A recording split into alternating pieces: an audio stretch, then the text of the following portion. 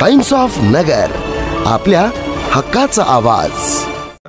घेऊन जाण्यात आलं तेव्हा आमदार संग्राम जगतापांचं माझं संभाषणही झालं.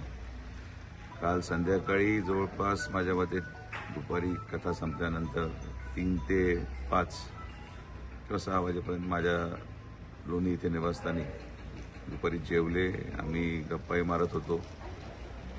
मला असं वाटतं की अजूनही मला विश्वास बसत नाही की ही घटना घडलेली आहे. आमची मैत्री म्हणावं किंवा त्यांचं नेतृत्व आणि आमचा संबंध हे पूर्ण जिल्ह्याला माहिती आहे की विखे परिवार आणि कर्डिले परिवार हा या मागच्या कित्येक वर्षापासून आम्ही एकत्र राहिलो. प्रत्येक राजकारण, प्रत्येक निवडणूक आम्ही एकत्रित केली. माझ्या दृष्टिकोनातून अहिल्यानगरमध्ये एक राजकीय गुरु म्हणून मी त्यांना पाहत होतो. आता या सगळ्या प्रवासामध्ये प्रत्येक उतार चढावामध्ये आम्ही एक संघ राहिलो.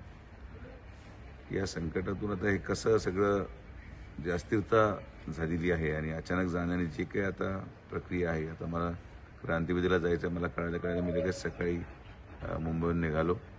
मला असं वाटतं की एक फार मोठा धक्का हा भारतीय जनता पार्टी महायुतीला झालेला आहे आणि मी सन्माननीय कर्डिले साहेबांना आमच्या विखे परिवाराच्या वतीने भावपूर्ण श्रद्धांजली अर्पण करतो. आमदार साहेब देखील दुपारी संभाजीनगरला आहेत, ते दुपारून निघतील. माझ्या वतीने अंत्यविधीला आमचा पूर्ण परिवार असेल.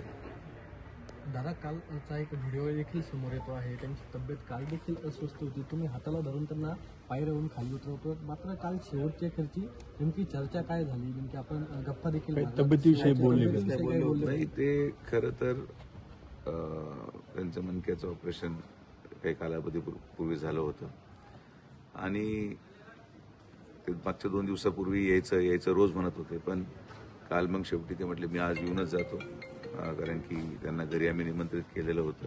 त्यांना म्हटलं होतं गर्दीत येऊ नका, तुम्ही घरी या, म्हणजे तुम्हाला जास्त त्रास होणार नाही.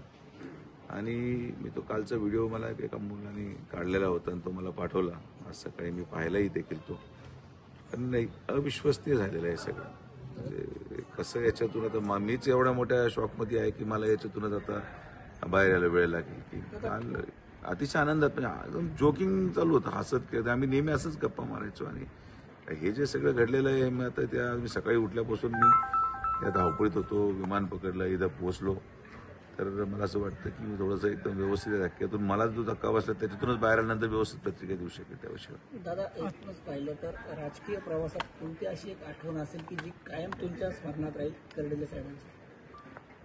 नाही, अशा अनेक आठवणी आहेत. एक विशिष्ट आठवण सांगणं अवघड आहे. तसं मी तुम्हाला सांगितलं की मला जोपर्यंत आता मी या सगळ्या गोष्टीला स्वीकारत नाही स्वतः, ही घटना घडली, मी जाता हॉस्पिटलला जाणार आहे, त्यांचे दर्शन घेणार आहे, मला याच्यातून एकदा बाहेर सगळं येऊ द्या, मगच मी या सगळ्या गोष्टींवर टीका टिप्पणी करू शकेल.